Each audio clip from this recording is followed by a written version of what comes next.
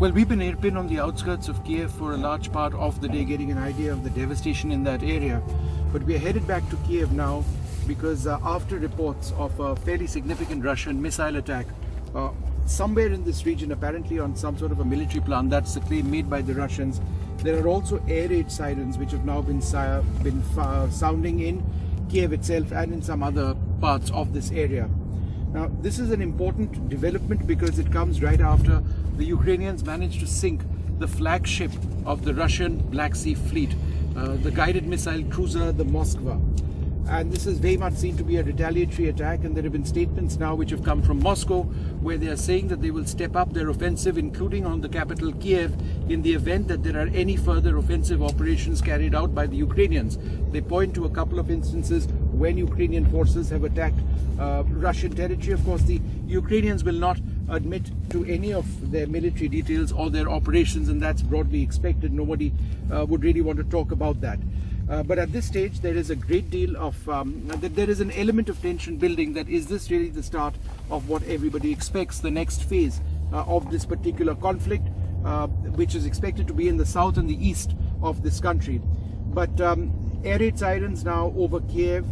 In the middle of the night, there were explosions which were recorded. Some reports of electricity having been outed, having gone down in some places. We didn't feel the impact of this at all in terms of electricity, but there are military briefings which will now take place, and we'll get a better idea of what exactly has been taking place and whether there is this renewed attack on Kyiv, the Ukrainian capital, marks the next phase of this particular attack. Now, the Russians, it's important to remember at this stage, do not control the airspace over Ukraine. They've never been able to control the airspace over the Ukraine because the Ukrainians have a very robust air defense system. So any of the attacks which actually take place are through ballistic missiles or cruise missiles. And what the Russians are now saying is that the attacks which took place on this plant on the outskirts of Kyiv, which they say was a plant which was responsible for producing and repairing Ukrainian missiles, took place by a Russian caliber guided missile. So that's what the Russian claim is, that they fired a long-range cruise missile to take out this particular target. We don't know any of the details at this stage, and we aren't allowed access to those areas.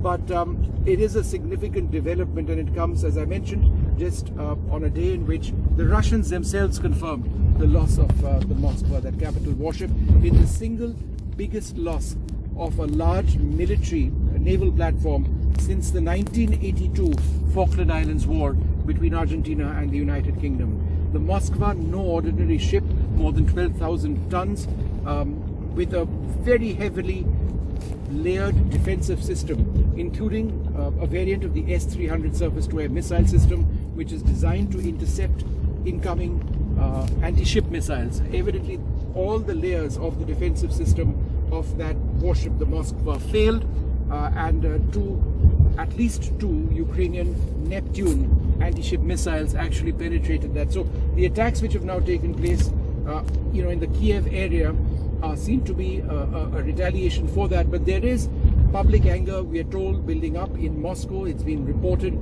that a lot of the media are now calling for renewed or more extensive attacks in the Ukraine. So it is a stepping up of the tensions once again. With Ashok Mahalay, Uma Shankar Singh, Vishnu Shom for NDTV.